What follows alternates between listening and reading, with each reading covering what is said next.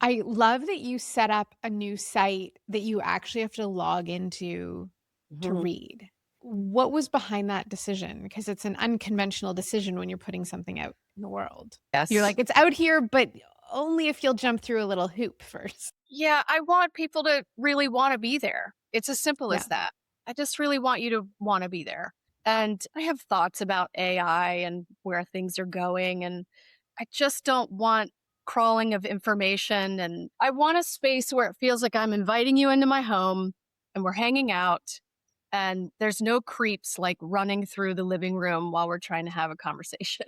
Like, I don't know if it's rational or what it is, but it feels right to me to have yeah. it in a nice, quiet, respectable place. I feel I like social media and the volume everywhere, it's just too much. So, yeah, I only want my friends to come over right Yeah, now. I understand that. I've often said that sending an email is like going into the living room, and putting something on social media is like yelling at someone in traffic. I was literally tap dancing for Facebook ads and like with tap shoes on. And Really? that You yeah, and that was February 2023 and I was like, this is bonkers at yeah, this stage in my life to that's strange. and that was it wasn't the moment I made the call, but that was the moment that I was like, "I can't play this game anymore." And I've been off social media now since December.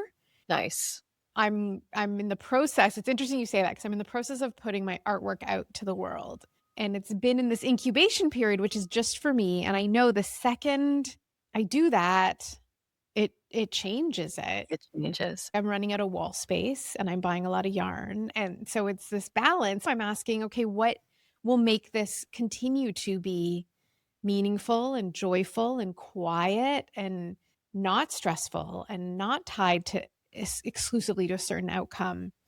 And it's a really difficult, meandering path to take because the people who take that path, you don't hear about it because they're taking that path. They're not on Instagram making a reel about how quiet and private their life is. It's counter Right. exactly to the culture.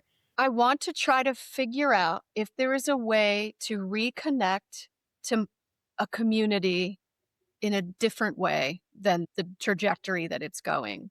I don't want to be a part of the way that it's going. And Yeah. it's a hard thing because how do you find your people anymore these days? So I'm trying to like start small again and with the people who actually care. I'm also doing things face to face with my community again and just trying to build in a way that feels more natural and real and long lasting and on Yeah. my terms. Yeah. I received your email this morning with the invitation to a dinner Oh, in right. June. Yeah. I That's an looked at the example. menu. I haven't yet looked to see if your Airbnb that you have is available. Like, It still is. Yes. I called in the intention this year for adventure, and so far I've had 1 trip Nice. a month, and I'm like, "Well, the timing Do it. works," but it's those things that and I think that's what we're seeing is a call to community and Yeah. that I don't like the word viral, but, like, go hyper viral in your community Mhm. where you can reach those that can physically show up for you and do Yes. that. To me, that feels like the antidote of the sweep of the culture of AI, which I'm curious your thoughts if you'd be open to sharing. Real quick, I wanna go back a little bit. A Yeah, thing with the in person is I just feel like there's more of a reciprocity there. Like, yeah, I'm not interested in just, like, shouting into the void. I would much rather have a discussion with people and share yeah. ideas in person.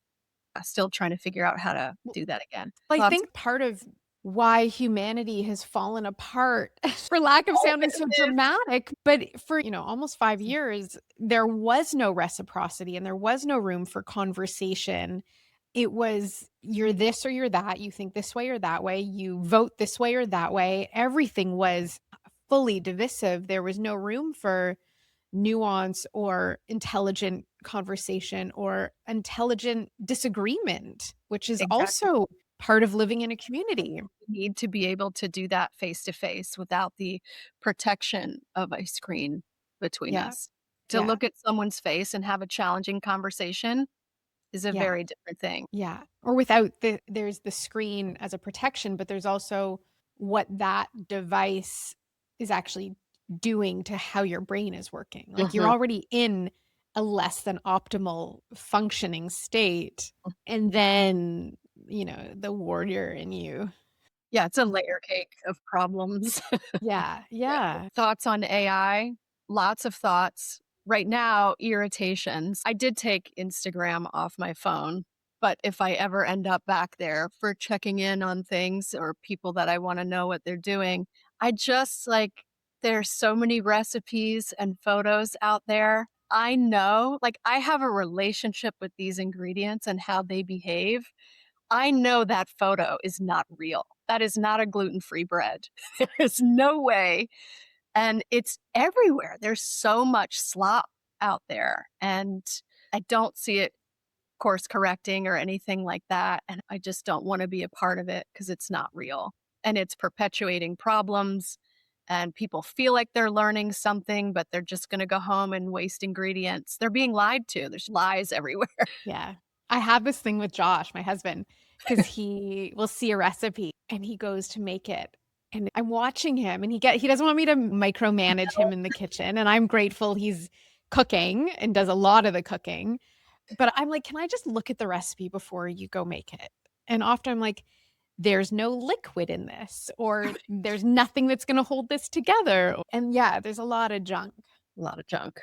But how is that for you relating to AI and that, like, they're I feel fake like a lot images of or that is there's a lot of AI generated stuff out Mm, there when it comes to recipes, which is my lane. I just feel like human beings are not in a great place right now, and I don't think that AI is going to make it better. It's yeah. gonna further disconnect us from so many things, and yeah. I'm just gonna share a quick side story about an AI recipe because we're gluten-free and we just Yeah. celebrated Passover and I wanted to make a gluten-free matzah, which is like a super dry, Yes. unleavened cracker. I asked ChatGPT for a recipe to make this, which I did with my son, and it was tapioca flour and oat flour, and it said to bake it for 15 to 18 minutes. And I was like, there's no way this is gonna bake in time. Dry And we out and baked it for 18 minutes and it was still soft. And then it ended up being like 45 minutes to properly dry it out, which is the prerequisite for matzah. And then later I was reading that if you bake anything for more than 18 minutes for Passover, it's no longer considered kosher for Passover. Jeez. So I was like, oh, like that's what happened. This was never going to work. It was just there was a certain requirements needed. So it met those requirements, but actually working wasn't one of them. Yeah. Lies. Lies my AI told me. Yeah. There's plenty.